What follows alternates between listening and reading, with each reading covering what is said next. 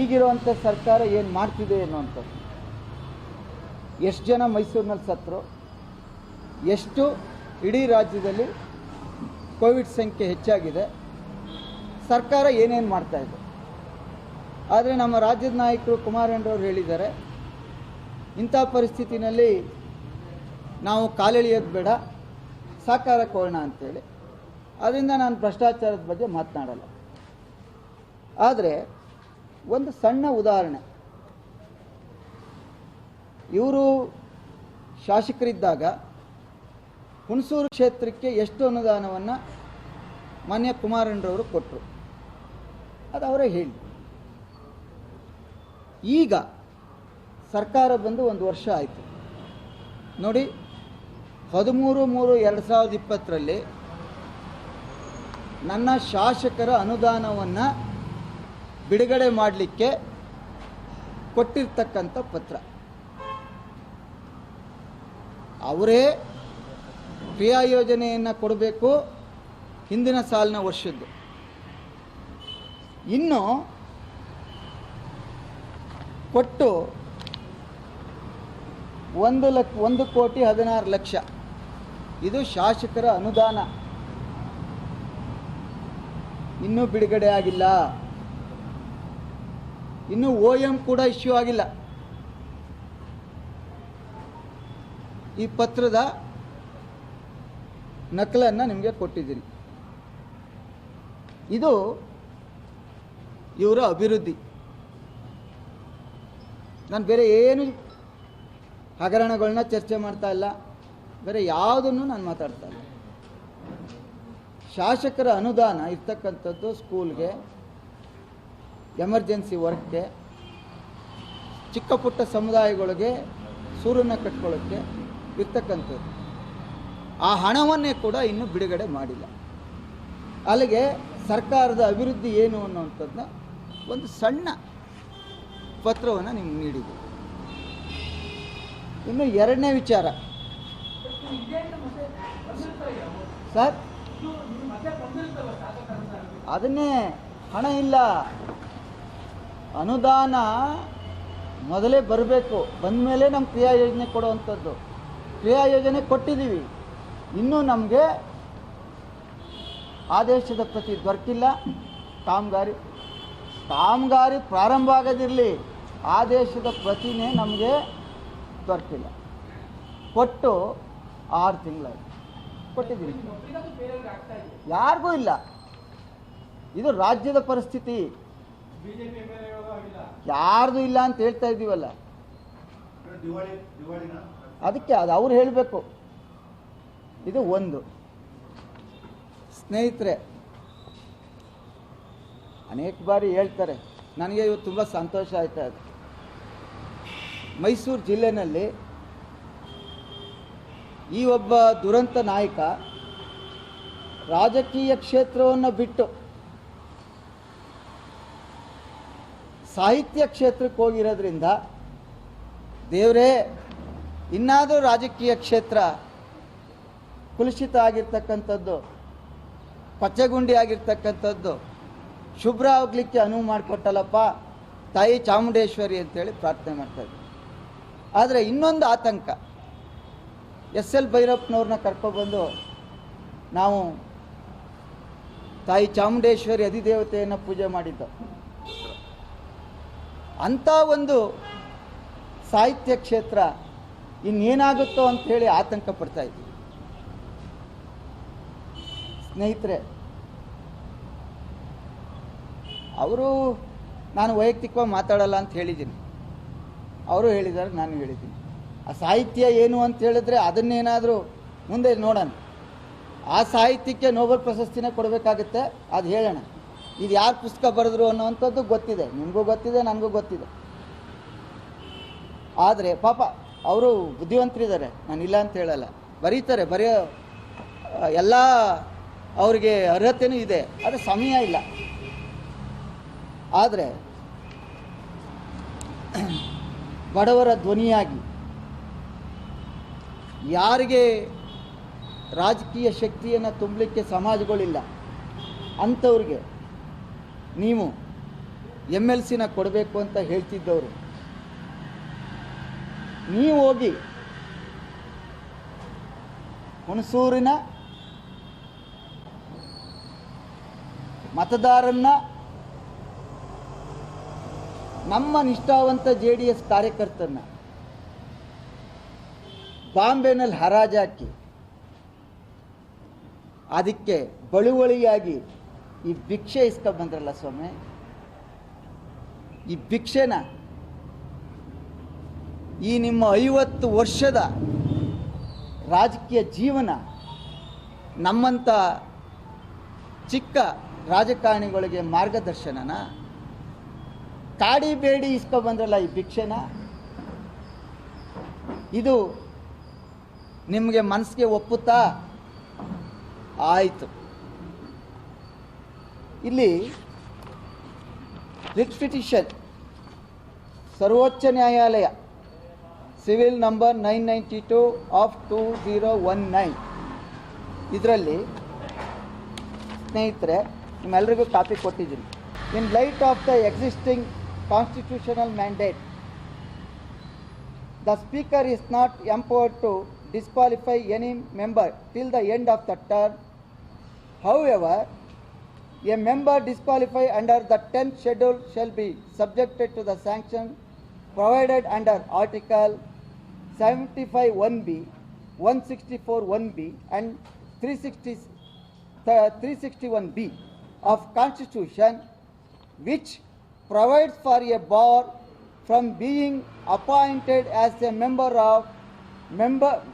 appointed as a minister or from holding any remunerative political post from the date of disqualification till the date on which is the term of his office would expire, or if he is re-elected to the legislature, whichever is earlier. ನೀವು ಒಬ್ಬರು ವಕೀಲರು, ಸ್ವಾಮಿ. ಇದು ಸರ್ವೋಚ್ಚ ನ್ಯಾಯಾಲಯ ಕೊಟ್ಟಿರ್ತಕ್ಕಂಥ ತೀರ್ಪು. ಗವರ್ನರ್ಗೆ ಕನ್ನಡನೂ ಬರಲ್ಲ, English ಬರಲ್ಲ. ಹಾಗಿದ್ರೆ ಸರ್ವೋಚ್ಚ ನ್ಯಾಯಾಲಯ ತೀರ್ಪನ್ನ ರಾಜ್ಯಪಾಲರು ಉಲ್ಲಂಘನೆ ಮಾಡಿದ್ರ? ಇದು ಕಂಟೆಂಪ್ಟ್ ಆಗಲಿಲ್ವಾ? ಇದಕ್ಕೆ ಮಾಡಿಫೈ ಏನಾದರೂ ಆದೇಶ ಆಗಿದೆಯಾ? ನೀವು ಹೇಗೆ ಪ್ರತಿಜ್ಞಾವಿಧಿ ತಗೋತೀರಿ? ಪ್ರಮಾಣ ವಚನನ ಹೇಗೆ ತಗೋತೀರಿ? ನಿಮಗೆ ಸ್ವಾಭಿಮಾನ ಇದ್ದರೆ, ಆತ್ಮಸಾಕ್ಷಿ ಇದ್ದರೆ, ಸಾರ್ವಜನಿಕ ಜೀವನದಲ್ಲಿ ನೀವು ಹೇಳೋದೊಂದು ಮಾಡೋದೊಂದು ಅಲ್ಲ ಅನ್ನೋದಾದರೆ, ನೀವು ಈ ಸರ್ವೋಚ್ಚ ನ್ಯಾಯಾಲಯದ ತೀರ್ಪನ್ನು ಉಲ್ಲಂಘನೆ ಮಾಡಿ ನಿಮಗೆ ಹೆಂಗೆ ನೇಮಕಾತಿ ಆಯಿತು? ನೀವು ಹೇಗೆ ನಾಳೆ ಹೋಗಿ ಸ್ಪೀಕರ್ ಅವ್ರ ಕಾರ್ಯದರ್ಶಿ ಹತ್ರ ಈ ಪ್ರತಿಜ್ಞಾ ವಿಧಿಯನ್ನು ಸ್ವೀಕಾರ ಮಾಡ್ತೀರಿ ಅಂತ ಹೇಳಬೇಕಲ್ಲ ಸಾರ್ವಜನಿಕವಾಗಿ? ನೀವು ಒಬ್ಬರು ವಕೀಲರು. ಇದು ಈ ರಾಜ್ಯ ಕಂಡಂಥ ಒಂದು ದುರಂತ. ಅದಕ್ಕೆ ಅಧಿಕಾರದ ಆಸೆಗಾಗಿ ಸ್ವಇಚ್ಛಾಶಕ್ತಿಗಾಗಿ ನಾನು ಪದೇ ಪದೇ ಹೇಳಿದ್ದು, ಅವರು ಹೇಳೋದೊಂದು, ಮನಸ್ಸಲ್ಲಿರೋದೊಂದು, ಮಾಡೋದೊಂದು. ಈಗ ತೀರ್ಮಾನ ಮಾಡಿ ಪಚ್ಚೆಗುಂಡಿ ಯಾರು ಅಂತ, ಇದು ನಿಮ್ಮ ಮೂಲಕ ಆಚೆ ಬರಬೇಕು. ಎಲ್ಲ ನಾನು ಕೊಟ್ಟಿರ್ತಕ್ಕಂಥದ್ದು ಎಲ್ಲ ರೆಕಾರ್ಡ್, ನಾನು ಯಾವುದು ಬಾಯಿ ಮಾತಲ್ಲಿ ಹೇಳ್ತಾ ಇಲ್ಲ. ನೀವು ರಾಜಕಾರಣಿಗಳಿಗೆ ಮಾರ್ಗದರ್ಶನ ಮಾಡುವಂಥದ್ದು. ಇದು ನೋಡಲಿಲ್ವಾ ಗವರ್ನರ್ ಅವರು? ನೋಡಲಿಲ್ವಾ? ಆಯಿತು, ಗವರ್ನರ್ ಮಾಡಿದ್ರು, ನೀವೆಂಗೆ ತಗೋತೀರಿ? ನೀವು ಶಾಸಕರಾಗಿ ಆಯ್ಕೆ ಆಗೋ ತನಕ ಒಂದು ಬೋರ್ಡ್ ಮೆಂಬರು ಕೂಡ ಆಗೋ ಆಗಿಲ್ಲ.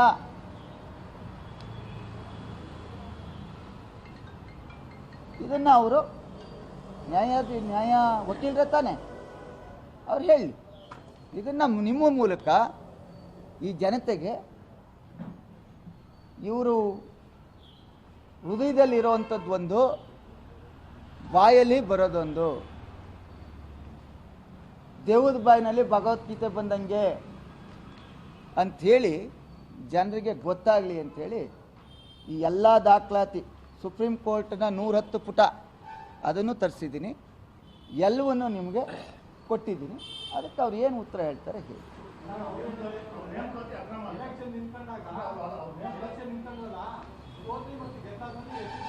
ಇಲ್ಲಿದೆಯಲ್ರಿ, ಇಲ್ಲಿದೆಯಲ್ಲ, ಇದು ನಾನು ಹೇಳ್ತಾ ಇಲ್ವಲ್ಲ ನಿಮಗೆ. ಇಲ್ಲಿ ಲಾಸ್ಟಲ್ಲಿ ಅದನ್ನೇ ನಿಮ್ಗೆ ಹೇಳಿದ್ದು. ಇಲ್ಲಿ ನಿಮ್ಗೆ ಹೇಳೋರಲ್ಲ, MLA ಆಗಲೇಬೇಕು ಅಂತ ಹೇಳಿದಾರಲ್ಲ. ನೀವು ಯಾವುದೇ ಬೆನಿಫಿಟ್ನ ಸಾಂವಿಧಾನಿಕ ಹುದ್ದೆನ ತೆಗೆದುಕೋಬೇಕಾದ್ರೆ ನಾನು ಹೇಳಿರೋದಲ್ಲ ಇದು, ಶಾಸಕರಾಗಿ MLA ಆರ್ MLC ಆಗಿ ಆಯ್ಕೆ ಆಗಬೇಕು. ಆದರೆ ಮೊನ್ನೆ ಇತ್ತಲ್ಲ ಎಲೆಕ್ಷನ್ನು, ಅದರಲ್ಲಿ ಇವ್ರು ನಿಂತಿದ್ದಿದ್ರೆ ನಾವೆಲ್ಲ ವೋಟ್ ಹಾಕ್ತಿದ್ದೋ, ಯಾರೋ ಹಾಕ್ತಿದ್ರು, ಆಗ ಆಯ್ಕೆ ಆಯ್ತಿದ್ರು. ಇದು ನಾಮಿನೇಷನ್ ಇಲ್ಲ, ವಿತ್ಡ್ರಾ ಇಲ್ಲ, ಇದು ಎಲೆಕ್ಟೆಡ್ ಅಲ್ಲ. ನಾಮಿನೇಟೆಡ್ಗೂ ಎಲೆಕ್ಟೆಡ್ಗೂ ವ್ಯತ್ಯಾಸ ಇದೆ. ನಾನು ಹೇಳ್ತಾ ಇಲ್ಲ ಸರ್, ಸರ್ವೋಚ್ಚ ನ್ಯಾಯಾಲಯ ಹೇಳಿರೋದು ಕೊಟ್ಟಿದ್ದೀನಿ. ಕಾನೂನು ಬಾಹಿರ. ಇವ್ರಿಗೆ ಇವರು ಪ್ರತಿಜ್ಞಾ ವಿಧಿಯನ್ನು ಸ್ವೀಕರಿಸಲಿಕ್ಕೆ ಬರಲ್ಲ. ಇದ್ರ ಮೇಲೆ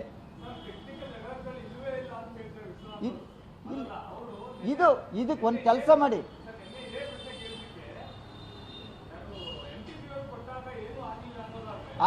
ಒಂದು ನಿಮಿಷ, ಕರೆಕ್ಟ್. MTB ಅವ್ರು ಕೊಟ್ಟಾಗ MTB ಅವರು ನಾಮಿನೇಷನ್ ಮಾಡಿದ್ರು, ವಿತ್ಡ್ರಾಕ್ ಟೈಮ್ ಇತ್ತು, ನಾವೆಲ್ಲರೂ ವೋಟ್ ಹಾಕಬೇಕಿತ್ತು. ವೋಟ್ ಹಾಕುವಂಥ ಸಂದರ್ಭದಲ್ಲಿ ಎಷ್ಟು ಜನ ಅರ್ಹರಿದ್ರು ಅಷ್ಟೇ ಜನಕ್ಕೆ ಆಗಿದ್ದರಿಂದ, 8 ಸೀಟ್ ಇದ್ದರಿಂದ ಇನಾನಿಮಸ್ ಆಗಿ ಆಯಿತು.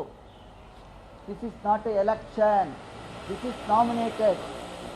ಎರರ್ ಎಲ್ಲಿದೆ? ನಾನು ದಾಖಲಾತಿನ ಬಿಡುಗಡೆ ಮಾಡಿದ್ದೀನಿ, ಅವರನ್ನು ಬಿಡುಗಡೆ ಮಾಡೋಕ್ಕೆ ಹೇಳಿ. ನಾಮಿನೇಷನ್ಗೂ ಎಲೆಕ್ಷನ್ಗೂ ಎಲೆಕ್ಟೆಡ್ಗೂ ವ್ಯತ್ಯಾಸ ಇದೆ.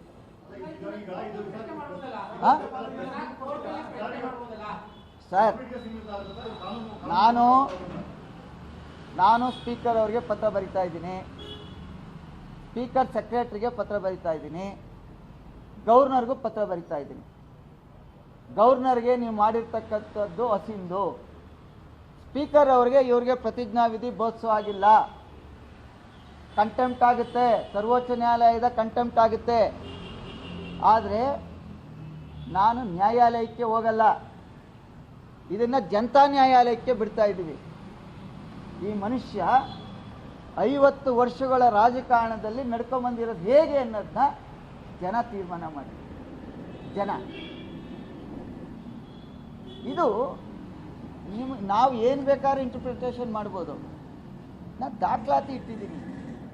ಎಲೆಕ್ಟೆಡ್ಗೂ ನಾಮಿನೇಟೆಡ್ಗೂ ವ್ಯತ್ಯಾಸ ಇಲ್ವಾ? ಅದು ನೀವು ಅರ್ಥ ಮಾಡ್ಕೊಳ್ಳಿ. ನಾನು ಅದಕ್ಕೆ ಇದೆಲ್ಲವೇ ಹೇಳ್ತೆ, ಯಾರ ಗಮನಕ್ಕೆ ಬರ್ತೋ ಬಿಡ್ತೋ. ಗವರ್ನರ್ ಮಾಡಿದ್ದು ಹೇಗೆ? ಗವರ್ನರು ಮಾಡಿದ್ರು, ನನಗೆ ಆತ್ಮಸಾಕ್ಷಿ ಬೇಕಲ್ಲ, ಮನಸ್ಸಾಕ್ಷಿ ಬೇಕಲ್ಲ. ಅದಕ್ಕೆ ಸಾರ್ವಜನಿಕವಾಗಿ ಜನತಾ ನ್ಯಾಯಾಲಯಕ್ಕೆ ಇದನ್ನ ಇಟ್ಟಿದ್ದೀವಿ. ಇದ್ರ ಮೇಲೆ ಮಾಡಿಫೈ ಆರ್ಡರ್ ತಗೊಬರ್ಲಿ.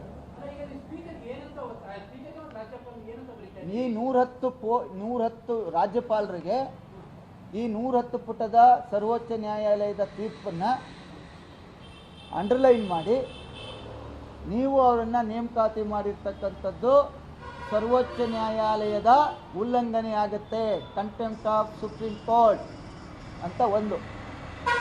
ಎರಡನೇದು, ಸ್ಪೀಕರ್ ಅವರಿಗೆ ನೀವು ಇವ್ರಿಗೆ ಪ್ರತಿಜ್ಞಾ ವಿಧಿಯನ್ನು ಕೊಟ್ಟರೆ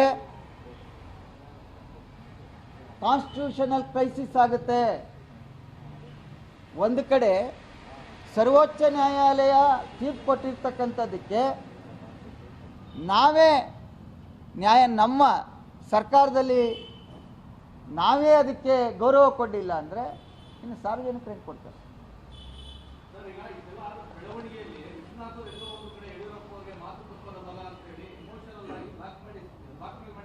ನಾವು ಒಂದು ನಿಮಿಷ, ನೀವು ಮೊನ್ನೆ ಇತ್ತಲ್ಲ ಸ್ವಾಮಿ ಆಯ್ಕೆ ಆದ್ರಲ್ಲ MTB ಅವರು ಬೇರೆ ಬೇರೆಯವರು, ಅದರಲ್ಲಿ ಆಯ್ಕೆ ಆಗಿದ್ದರೆ ನೀವೇನೇನು ಮಾತು ಕೊಟ್ಟಿದ್ರಿ, ಬಾಂಬೆಲಿ ಏನು ಕೊಟ್ಟಿದ್ರಿ, ಏನೇನಾಗಿತ್ತು ಎಲ್ಲರಿಗೂ ಗೊತ್ತಿದೆ, ನೀವು ಪುಸ್ತಕ ಬರಿತೀನಿ ಅಂತ ಹೇಳಿದ್ರಿ, ನಾವೇನು ಅಬ್ಜೆಕ್ಷನ್ ಮಾಡ್ತಿರ್ಲಿಲ್ಲ.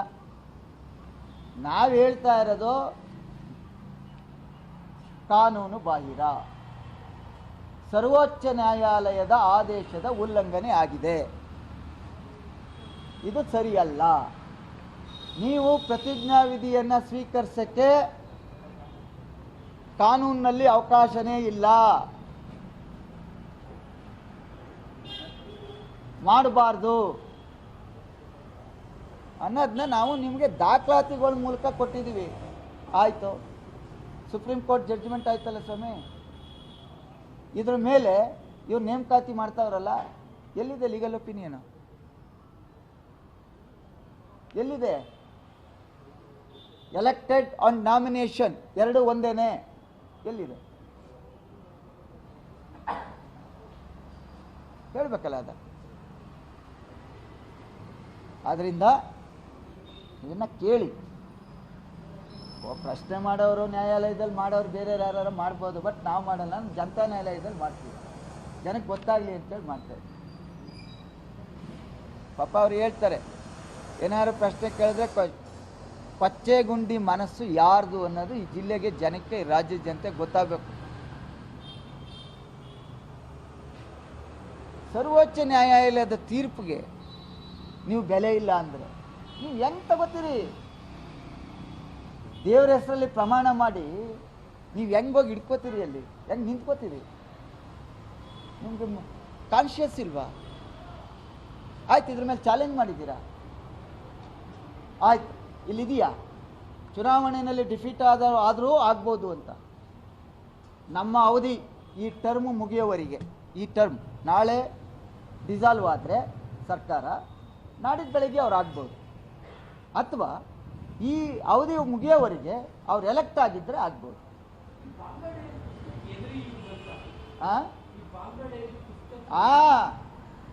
ಹುಣಸೂರಿಂದ ಬಾಂಬೆ ತನಕ ಹೋಯ್ತಲ್ಲ ಡೈರಿ, ಆ ಡೈರಿಯ ಪ್ರತಿಫಲ ಇದು ಬ್ಲ್ಯಾಕ್ ಮೇಲ್ ತಂತ್ರ.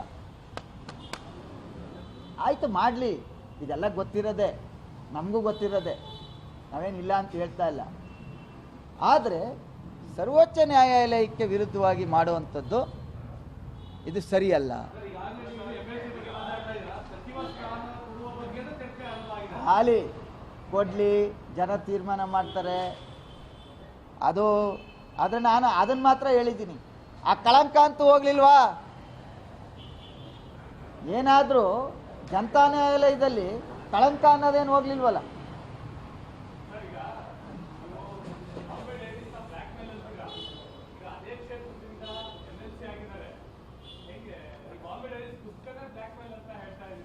ಇಲ್ವಾ ಸ್ವಾಮಿ? ಎಲ್ರಿಗೂ ಗೊತ್ತಿರುತ್ತಾನೆ. ಈಗ ಈಗ ಅದಕ್ಕೆ ಫ್ರೀ ಆಗಿದ್ದಾರೆ. ಅದಕ್ಕೆ ನಮಗೆ ಸಂಕಟ ಆಯ್ತಾ ಇರೋದು ಏನಂದರೆ, ಎಂತೆಂಥ ಪುಣ್ಯಾತ್ಮರು ಸಾಹಿತ್ಯ ಕ್ಷೇತ್ರದಲ್ಲಿದ್ದರು, ಆ ಸಾಹಿತ್ಯ ಕ್ಷೇತ್ರದಲ್ಲಿದ್ದಂಥ ಪುಣ್ಯಾತ್ಮರೆಲ್ಲ ಈಗ ಆಚೆಗೆ ಬರಬೇಕಲ್ಲ, ಇದು ನಮಗೆ ಸಂಕಟ ಆಯ್ತಾ ಇರೋದು. ಇನ್ನು ಅಲ್ಲಿ ಏನು ಬರೀತಾರೋ, ಅವರಿರೋರೆಲ್ಲ ಏನು ಮಾಡ್ತಾರೆ? ಮೋಸ್ಟ್ಲಿ ಅವರೆಲ್ಲ ಸಾಹಿತ್ಯ ಕ್ಷೇತ್ರದಲ್ಲಿರೋರೆಲ್ಲ ಬೇರೆ ಕ್ಷೇತ್ರ ನೋಡ್ಕೋತಾರೆ ಏನೋ ಗೊತ್ತಿಲ್ಲ. ಅದರಿಂದ ಇದನ್ನ ನಿಮಗೆ ಬಿಟ್ಟಿದ್ದೀವಿ. ಲೆಟ್ರ್ ಬರಿತಾ ಇದ್ದೀನಿ. ನಾನು ಯಾಕೆ ಇಷ್ಟೆಲ್ಲ ಹೇಳಿದೆ ಅಂದರೆ, ಸಂತೋಷ ಆಗಿದ್ದಾರೆ, ಆಯಿತಾ? ಆದರೆ ಹೇಳೋದೊಂದು ಮಾಡೋದೊಂದು ಅನ್ನೋದು ನಿಮ್ಗೆ ಗೊತ್ತಾಗಲಿ ಅನ್ನೋದು ಹೇಳಿದ್ದೀನಿ.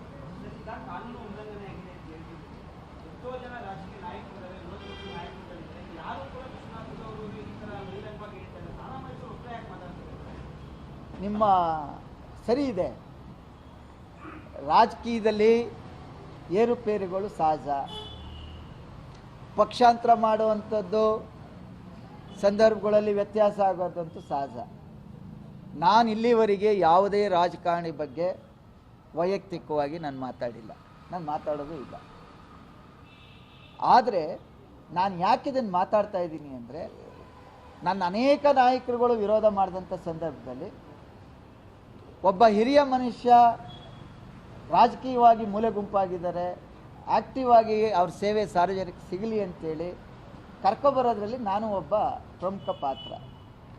ಆದರೆ ಇವರ ಸ್ವಇಚ್ಛಾಶಕ್ತಿಗೆ, ಇವರ ಆಸೆ ಆಮಿಷಗಳಿಗೆ ಬಲಿಯಾಗಿ ನೀವು ಬಾಂಬೆ ಫ್ಲೈಟ್ ಹತ್ಬಿಟ್ಟು ಇದಕ್ಕೆಲ್ಲ ಸಾರಾ ಮಹೇಶ ಕಾರಣ ಅಂತ ಅವತ್ತಿಂದ ಶುರು ಮಾಡಿದ್ರಲ್ಲ, ಇದಕ್ಕೆ ಸಾರಾ ಮಹೇಶ್ ಕಾರಣ ಅಲ್ಲ, ಇವತ್ತು ನಿಮ್ಮ ನಿಜವಾದ ಬಣ್ಣ ಬಯಲಾಯಿತು ನೋಡಿ ಅನ್ನೋದನ್ನ ಸಾರ್ವಜನಿಕವಾಗಿ ನಾನು ಹೇಳಿದ್ದೆ. ನಾನು ಅವ್ರು ಆಗಲೇಬಾರ್ದು ಅನ್ನೋದಿದ್ದರೆ ಆಗಲೇ ಪತ್ರ ಬರೀತಿದ್ದೆ ಗವರ್ನರ್ಗೆ, ಇವ್ರಿಗೆ, ಏನೇನು ಸಂಬಂಧಪಟ್ಟವ್ರಿಗೆ. ನನಗೆ ಅದ್ಯಾವ ಉದ್ದೇಶನೂ ಇಲ್ಲ. ಆದರೆ ಇವರ ನಡವಳಿಕೆ, ಇವರ ನಡೆಗೂ ನುಡಿಗೂ ಅಜಗಜಾಂತರ ಇದೆ. ಇದು ನನ್ನಿಂದ ಅವ್ರು ಹೋಗಿಲ್ಲ, ಅವ್ರು ಹೋಗಿರೋದೇ ಬೇರೆ ಬೇರೆ ಉದ್ದೇಶಗಳಿಗೆ. ನಾನು ವಿಧಾನಸಭೆಯಲ್ಲಿ ಅವತ್ತೇನು ಹೇಳಿದೆ ಅಂಥ ಉದ್ದೇಶಗಳಿಗೆ ಅನ್ನೋದನ್ನ ನಿಮ್ಮ ಮೂಲಕ ಹೇಳ್ತಾ ಇದ್ದೀನಿ. Thank you sir.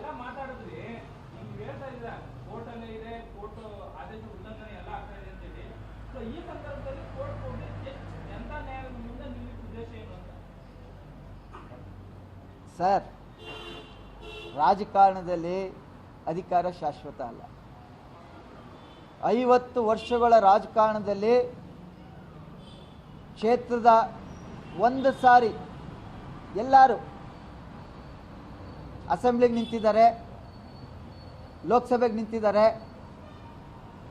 2ನೇ ಸತಿ ಗೆದ್ದಿದ್ದಾರಾ?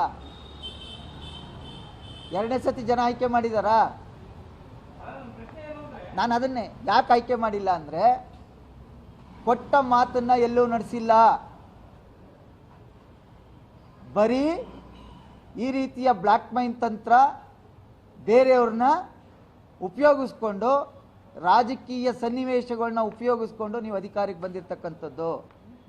ಆದ್ದರಿಂದ ಈ ಮನುಷ್ಯನಲ್ಲಿ ಯಾವುದೇ ತ್ಯಾಗ ಇಲ್ಲ. ಇದು ಈ ಜಿಲ್ಲೆಯ ಜನಕ್ಕೆ ಗೊತ್ತಾಗಬೇಕು. ಈಗಾಗಲೇ ದುರಂತ ಆಗೋಯ್ತು. ಜನ ಯಾವತ್ತು, ಹುಣಸೂರು ಜನ ನಿಮ್ಮನ್ನು ಆಯ್ಕೆ ಮಾಡಲಿಲ್ಲ, ನೀವು ಕಳಂಕರಹಿತ ದುರಂತ ನಾಯಕ ಅನ್ನೋದನ್ನ ನಿಮ್ಮ ಆ ಪಟ್ಟಣ ನೀವು ಚುನಾವಣೆಯಲ್ಲಿ ಆಯ್ಕೆ ಆಗಿ ಬರೋ ತನಕ ತಪ್ಪಿಸ್ಕೊಳ್ಳೋಕೆ ಸಾಧ್ಯನೇ ಇಲ್ಲ. ಜನರಿಂದ ಆಯ್ಕೆ ಆಗಬೇಕು, ಅವತ್ತು ಮಾತ್ರ ಆ ಕಳಂಕದಿಂದ ನೀವು ಆಚೆಗೆ ಬರೋಕ್ಕೆ ಸಾಧ್ಯ. ಇಲ್ಲ ಅಂದರೆ 16 ಜನ ಆಯ್ಕೆ ಆದರು, 17 ಜನದಲ್ಲಿ ಇವರೊಬ್ಬರು ಆಗಲಿಲ್ಲ. ಅವ್ರಿಗೆ ಕ್ಷೇತ್ರದಲ್ಲಿ ಸೇವೆ ಇತ್ತು, ಆದರೂ ಇವ್ರಿಗೆ ಸ್ವಾರ್ಥ ಇತ್ತು. ಇದು ಈ ಜಿಲ್ಲೆಯ ಜನಕ್ಕೆ ಗೊತ್ತಾಗಬೇಕು ಅನ್ನೋದು ಅದೊಂದೇ. ನನಗೆ ಇವ್ರಿಗೆ ಅಧಿಕಾರ ತಪ್ಪಬೇಕು ಅಂತೇನು ಆಸೆ ಇಲ್ಲ, ನ್ಯಾಯಾಲಯದಲ್ಲಿ ಹೋಗಿ ಇವ್ರ ಅಧಿಕಾರನ ಕಿತ್ತಾಕಬೇಕು ಅಂತ ಆಸೆ ಇಲ್ಲ. ಆದರೆ ಈ ಮನುಷ್ಯ ಹೇಳೋದು ಒಂದು, ನಡೆ ಒಂದು, ನುಡಿ ಒಂದು. ಅದು ನಿಮ್ಮೆಲ್ಲರಿಗೂ ನಿಮ್ಮ ಮೂಲಕ ಈ ಜಿಲ್ಲೆ ಜನಕ್ಕೆ ಗೊತ್ತಾಗುತ್ತೆ. ನೋಡಿ ಸರ್, ಹಿಂದೆ MP ಆಗಿದ್ರು. ಅವ್ರಿಗೆ ಯಾವ ವ್ಯಕ್ತಿಗೆ ಕನಿಷ್ಠ ಸ್ವಾಭಿಮಾನ, ಆತ್ಮಸಾಕ್ಷಿ, ಮನಸ್ಸಾಕ್ಷಿ ಇರ್ತದೆ, ಸರ್ವೋಚ್ಚ ನ್ಯಾಯಾಲಯಕ್ಕೆ ಗೌರವ ಕೊಡಬೇಕು, ಸಂವಿಧಾನಾತ್ಮಕವಾಗಿ ಆದಂಥ ಕಾನೂನುಗಳಿಗೆ ಗೌರವವನ್ನು ಕೊಡಬೇಕು ಅನ್ನೋದಿದ್ದರೆ ಇದನ್ನು ಪ್ರತಿಜ್ಞಾ ವಿಧಿಯನ್ನೇ ಸ್ವೀಕಾರ ಮಾಡಲ್ಲ. ಮೋಸ್ಟ್ಲಿ ಅವ್ರು ಮಾಡಲ್ಲ ಅಂತ ಅನಿಸುತ್ತೆ.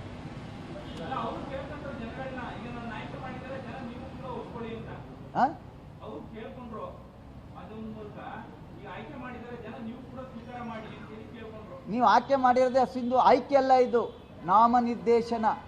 ಆಯ್ಕೆಗೂ ನಾಮನಿರ್ದೇಶನಕ್ಕೂ ವ್ಯತ್ಯಾಸ ಇದೆ. ಇದು ನಾಮನಿರ್ದೇಶನ, ಭಿಕ್ಷೆ. ಆಯ್ತಾ? ಆಯ್ಕೆ ಬೇರೆ, ಆಯ್ಕೆ ರೈಟ್ಸ್, ಇದು ಭಿಕ್ಷೆ. ಅದೇನು ಸರ್, ಬ್ಲ್ಯಾಕ್ ಮೇಲ್ಗೆ ಕೊಟ್ಟಿರೋ ಭಿಕ್ಷೆ. ಖಂಡಿತ ಬರಿತೀನಿ, ಖಂಡಿತ. ಯಾರಿಗೆ? ರಾಜ್ಯಪಾಲರಿಗೆ, ಸ್ಪೀಕರ್ಗೆ. ಅಲ್ಲ, ಅವ್ರನ್ನ ನಮಗೂ ಕೊಚ್ಚಗುಂಡಿಗೂ ಸಂಬಂಧ ಯಾಕೆ? ಬೇಡ. ನಾವು ನಾವು ರಾಜಕೀಯ ಕ್ಷೇತ್ರದವರು, ಸಾಹಿತ್ಯ ಕ್ಷೇತ್ರಕ್ಕೆ ನಮ್ಗೇನು ಲಿಂಕ್ ಇಲ್ಲ. ಅದಕ್ಕೆ ಅವ್ರಿಗೆ ಪತ್ರ ಬರೀಬೇಕು, ನಾವು ಬರೆಯೋಣ. ಇಲ್ಲ, ನಾವೇನಿದ್ರು ನಮ್ಗೆ ಯಾರು ಲಿಂಕ್ ಇದೆ ಈಗ ನಮ್ಮ ಕ್ಷೇತ್ರನೇ ಬಿಟ್ಟೋಗಿರೋರ ಜೊತೆ ನಮ್ಮ ಪತ್ರದ ವ್ಯವಹಾರ ಐತೆ. ಇಲ್ಲ, ಸಾಹಿತ್ಯ ಅವರು ನಮ್ಮ ಕ್ಷೇತ್ರನೇ ಬಿಟ್ಟು ಹೋಗಿರೋದ್ರಿಂದ ಇನ್ನಾದರೂ ರಾಜಕೀಯ ಕ್ಷೇತ್ರ ಸ್ವಲ್ಪ ಪವಿತ್ರತೆ ಆಗ್ತಾ ಇದೆ. ಆದರೆ ದಯಮಾಡಿ ನಿಮ್ಮ ಮೂಲಕ ಕೈ ಮುಗಿದು ಕೇಳ್ಕೊಳ್ಳೋದು, ಸಾಹಿತ್ಯ ಕ್ಷೇತ್ರದ ದಿಗ್ಗಜರೆಲ್ಲ ಸ್ವಲ್ಪ ಎಚ್ಚರಿಕೆಯಾಗಿರಿ. ಅಲ್ಲಿ ಕುಲುಷಿತ ಆಗ್ಬಿಟ್ರೆ ಕಷ್ಟ ಆಗುತ್ತೆ ಅಂತೇಳಿ. Thank you.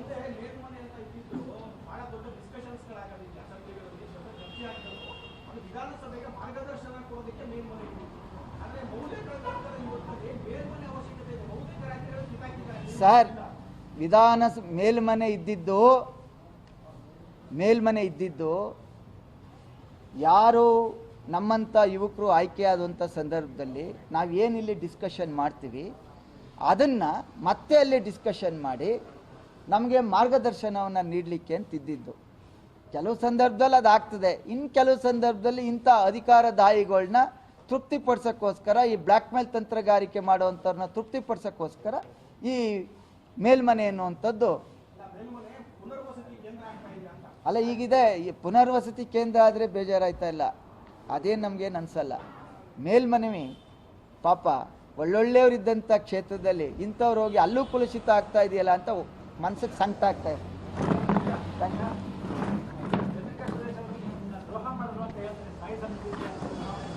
ಅದು ಹೇಳ್ಬಿಡ್ತೀವಿ ನೋಡಿ. ಸ್ಥಾಯಿ ಸಮಿತಿ ಚುನಾವಣೆ 4 ತಿಂಗಳಲ್ಲೇ ಆಗಬೇಕಿತ್ತು, 4 months. ಇವರೇ ಕೂತ್ಕೊಂಡು ಸೆಟ್ರೇಟ್ ಆಗಲಿ ಅಂತೇಳಿ 4 ತಿಂಗಳನ್ನು ಕಾಯ್ದೆ. ಅದರಲ್ಲಿ ಕೆಲವು ಸ್ನೇಹಿತರು ಬರೆದ್ರು, GT ದೇವೇಗೌಡರು, ಸಾರಾ ಮಹೇಶ್ರವರ ವ್ಯತ್ಯಾಸದಲ್ಲಿ ಸ್ಥಾಯಿ ಸಮಿತಿಗಳು ಆಗ್ತಾ ಇಲ್ಲ ಅಂತ ಬರೆದ್ರು. ನಾನು, ನರಸಿಂಹಸ್ವಾಮಿಯವ್ರ ಅಧ್ಯಕ್ಷರು, ಟೌನ್ ಅಧ್ಯಕ್ಷರು, ಅಶ್ವಿನ್, ಮಾದೇವರು, MT ಕುಮಾರ್ರವರು, ವಿವೇಕಾನಂದ ಎಲ್ಲ ಕೂತು, ಅನೇಕ ಪ್ರಮುಖ ಮುಖಂಡರು ಕೂತು ಚರ್ಚೆ ಮಾಡಿ ಈಗ 1 ತಿಂಗಳಲ್ಲಿ ಕಮಿಟಿ ಆಗೋಗಲಿ ಮೆಂಬರ್ಸ್ ಆಯ್ಕೆಯಾಗಿ ನಂತರ ಅಧ್ಯಕ್ಷ ಆಗೋರಿ ಅಂಥೇಳಿ ಮೆಂಬರ್ಸ್ನ ಆಯ್ಕೆ ಮಾಡಿದೆ. ಚಂದ್ರಿಕಾ ಸುರೇಶ್ ಅವರು ನಾವೇ ಆಯ್ಕೆ ಮಾಡಿ ಕುಮಾರಣ್ಣರವ್ರ ಮಾರ್ಗದರ್ಶನದಲ್ಲೇ ಮಾಡಿದ್ವಿ. ಇದ್ರ ಮಧ್ಯೆ ಏನಾಯಿತು, 1 ಡೇಟ್ ಫಿಕ್ಸ್ ಮಾಡಿಕೊಂಡ್ರು, ಮತ್ತೆ ಕಿತ್ತಾಡ್ಕೊಂಡು ಅಧ್ಯಕ್ಷ ಆಯ್ಕೆ ಆಗಲಿಲ್ಲ. ನಾನು ಕೋವಿಡ್ ಇದರಲ್ಲಿದ್ದರಿಂದ ಕ್ವಾರಂಟೈನ್ಲಿದ್ದರಿಂದ ನಾನು ಅಟೆಂಡ್ ಆಗಲಿಲ್ಲ. ಅವತ್ತು ಕ್ವಾರಂಟೈನ್ ಡೇ ಮುಗಿದ ತಕ್ಷಣ ಬೆಳಗ್ಗೆ ಮೀಟಿಂಗ್ ಕರೆದು ಇದು ಪಿರಿಯಾಪಟ್ಟಣ ಮಂಜುನಾಥ್ ಅವರೇನು ಹೇಳಿದ್ರು, ಹೋದ ಸಾರಿ ನಿಮ್ಮ ಸಹೋದರ ಆಗವ್ರೆ, ನೀವು ಮಾಜಿ ಮಂತ್ರಿ, ಹುಣಸು ಚಾಮುಂಡೇಶ್ವರಿನಲ್ಲಿ ಮಾಜಿ ಮಂತ್ರಿ ಇದ್ದಾರೆ, ಉಸ್ತುವಾರಿ ಮಂತ್ರಿ ಇದ್ದಾರೆ, ನಾವು ಪಿರಿಯಾಪಟ್ಟಣದಲ್ಲಿ ಯಾರೂ ಇಲ್ಲ, ನಮಗೊಂದು ಅವಕಾಶ ಕೊಡಬೇಕು ಅಂತ ಪಟ್ಟಿಡೋದು.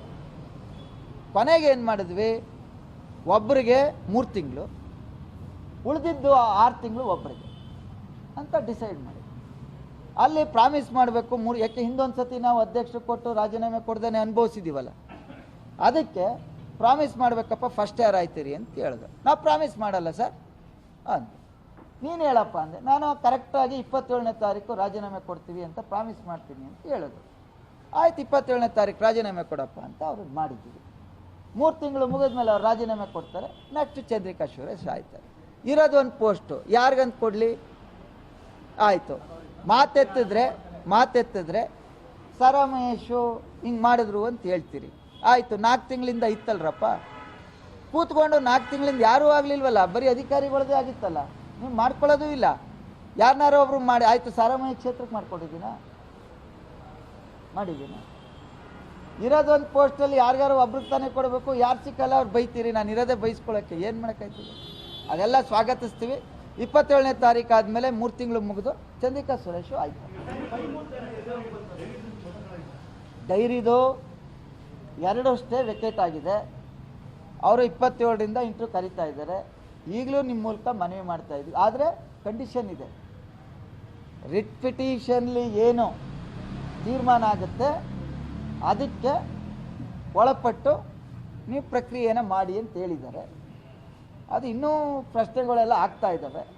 ಈಗಲೂ ನಿಮ್ಮ ಮೂಲಕ ಮನವಿ ಮಾಡುವಂಥದ್ದು, ಇವರು ಆಯ್ಕೆ ಮಾಡಿ ಆಯ್ಕೆ ಪ್ರಕ್ರಿಯೆನ ಮುಗಿಸ್ಬಿಟ್ಟು ಅಪಾಯಿಂಟ್ಮೆಂಟ್ ಆರ್ಡರ್ ಕೊಟ್ಬಿಟ್ರೆ ನಾಳೆ ಅವರು ಸಮಸ್ಯೆ ಮಾಡ್ಕೋತಾರೆ ಅಂತ ಮಾಡ್ತಾ ಇದ್ದಾರೆ. ಈಗಲೂ ಕೆಲವು ಸ್ನೇಹಿತರಿಗೆ ನಿಮ್ಮ ಮೂಲಕ ಮನವಿ ಮಾಡೋದು, ಈಗೇನು ಅಡ್ವಾನ್ಸ್ ಕೊಟ್ಟಿದ್ದೀರಿ ಪೂರ್ತಿ ದುಡ್ಡು ಕೊಡೋಕ್ಕೆ ಹೋಗಬೇಡಿ. ಅದು ಯಾವತ್ತಿದ್ರೂ ಸತ್ಯ ಏನಿದೆ ಅದೇ ಆಚೆಗೆ ಬರೋದು. ಈಗಲೂ ಹಣ ಕೊಟ್ಟು ಕಳ್ಕೋಬೇಡಿ ಅಂತೇಳಿ ನಿಮ್ಮ ಮೂಲಕ ಮನವಿ. ಅದು ಯಾವ ಪ್ರಶ್ನೆನೇ ಇಲ್ಲ. ನನ್ನೇನು ಸಿಕ್ಕಿದ್ರು, ಅವ್ರ ತಮ್ಮನ ಗೃಹ ಪ್ರವೇಶಕ್ಕೆ ಹೋಗಿದ್ದೆ, ಇಲ್ಲೆಲ್ಲೋ ಕೇಳಿದ್ರು. ಆಗ ಹೇಳಿದೆ, ನೋಡಪ್ಪ ನಾನು ನಿಮ್ಮ ಮೇಲೆ ಹೋರಾಟ ಅಲ್ಲ, ಆಗಿರ್ತಕ್ಕಂಥ ಮಂಜೂರಾತಿಗೆ ಎರಡಕ್ಕೂ ನಾನೇ ಕೊಡಿಸಿದ್ದು, ಚಾಮರಾಜನಗರದ ಅನ್ಯಾಯ ಆಯಿತು ಸುಮ್ಮನೆ ಅದು, ಇದು ಆಗೋಗೋದಲ್ಲ ಅಂತ, ಅಭ್ಯರ್ಥಿಗಳಿಗೆ ಆಯ್ಕೆ ಆಗಿರೋರು ತೊಂದರೆ ಆಗಬಾರ್ದು ಅಂತ. ಇಲ್ಲಿ ಇನ್ನೂ ಆಯ್ತಾ ಇರೋದ್ರಿಂದ ಮತ್ತೆ ಅದೇ ಅನ್ಯಾಯ ಆಗೋಕ್ಕೆ ನಾನು ಬಿಡಲ್ಲ. ಹೋರಾಟ ನಿನ್ನ ಮೇಲಲ್ಲ, ವ್ಯವಸ್ಥೆ ಮೇಲೆ. ಸತ್ಯ ಏನದೆ ಅದು ಆಚೆ ಬರಲಿ ಅಂತ ಹೇಳಿ.